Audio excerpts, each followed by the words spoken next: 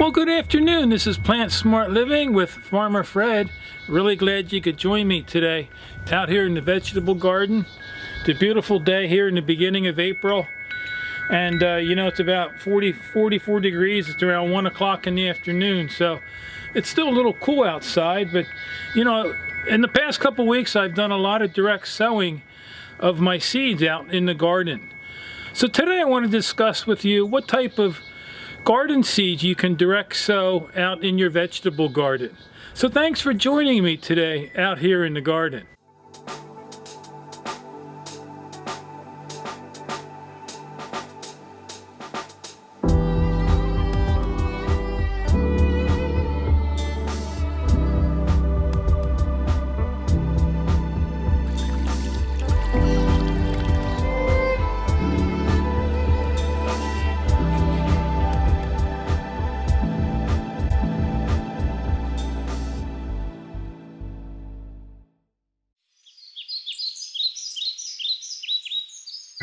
And so most cold weather crops that you plant in the early spring, you know, you can also plant them also in the fall season.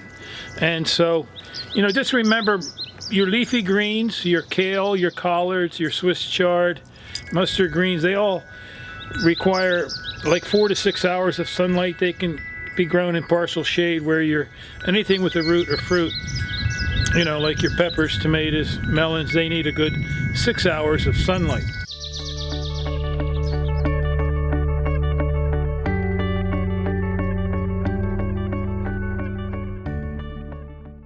But anyhow, over there on the corner of my garden, over there I have my repurposed sowing container. So let me go over there and we'll discuss what type of seeds that you can direct sow in your vegetable garden. So follow me along.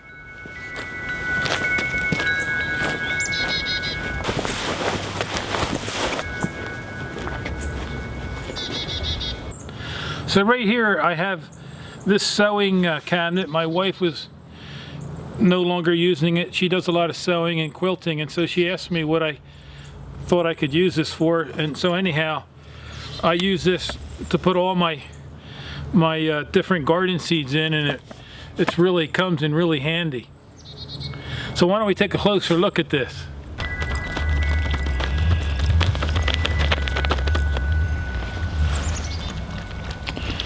So it's nice to have all these little compartments. It keeps, you know, when you close it, it's nice and dark which kind of environment you want for your seeds. But anyhow, yeah, it really comes in handy.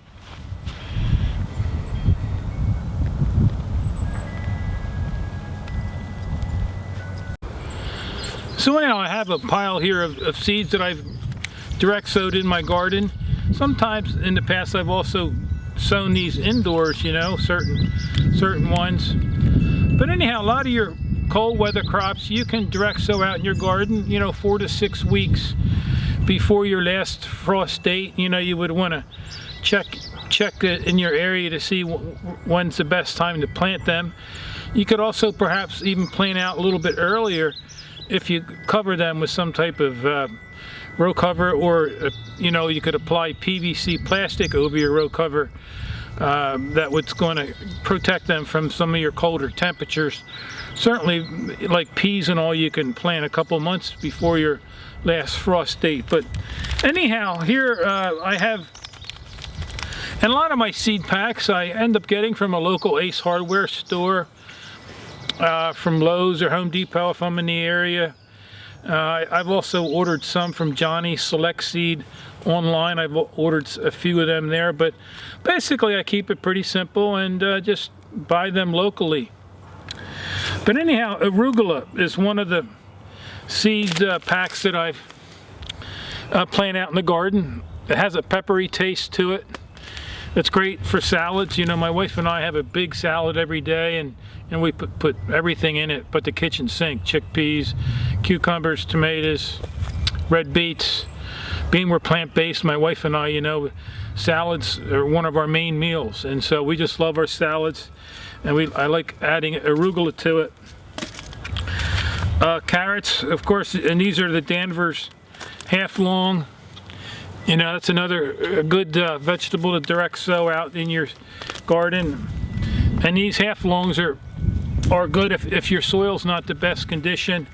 But you really do want to make sure your soil's nice and loose when you do plant carrots. And these are imperators. These are a little bit longer carrot.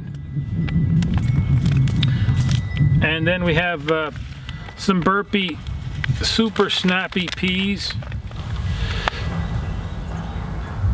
I direct sowed these out in the garden a couple weeks ago, and so, you know, we just love our fresh peas here. But these are something really easy to direct sow out in your garden. Most of your greens are something really easy to do. You could also sow them on pots, you know, in pots on your deck. Just make sure you use potting soil. And then here's also Bright Light Swiss Chard.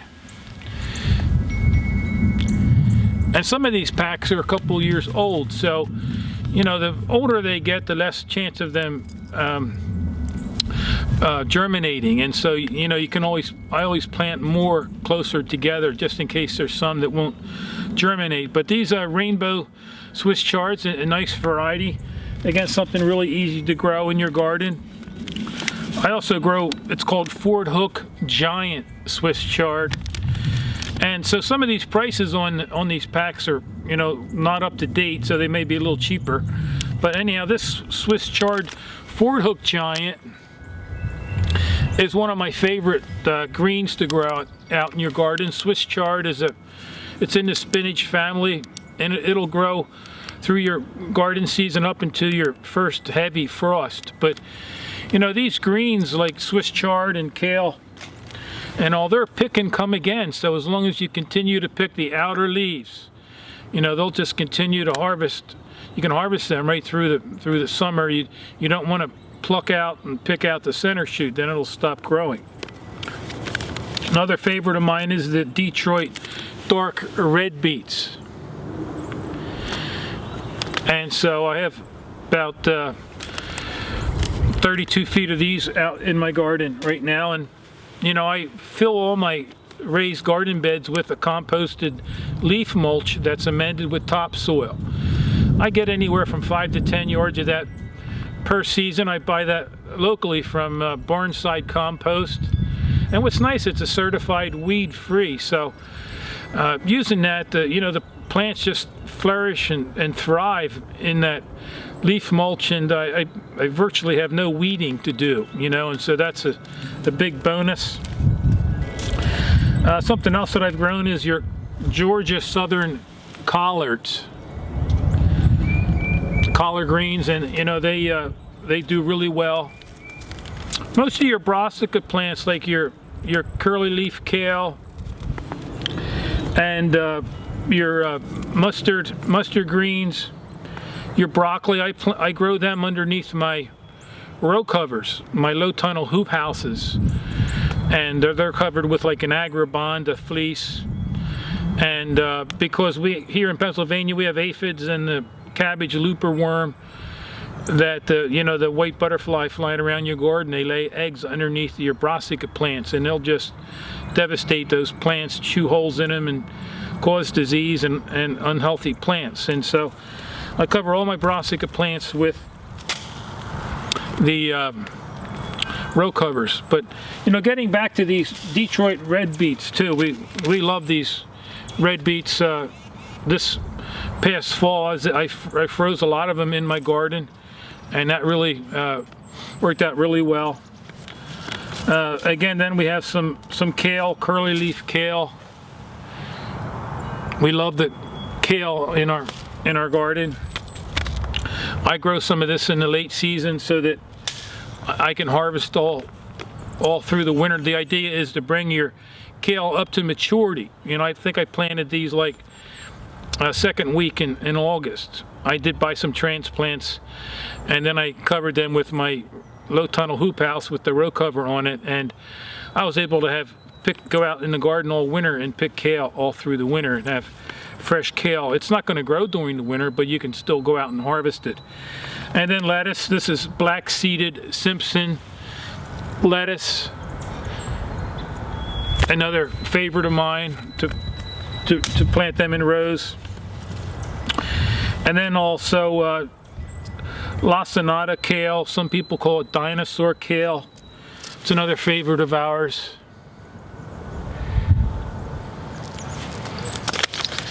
And then my wife ended up getting me this, these are seed tapes. She got me this for my birthday in March.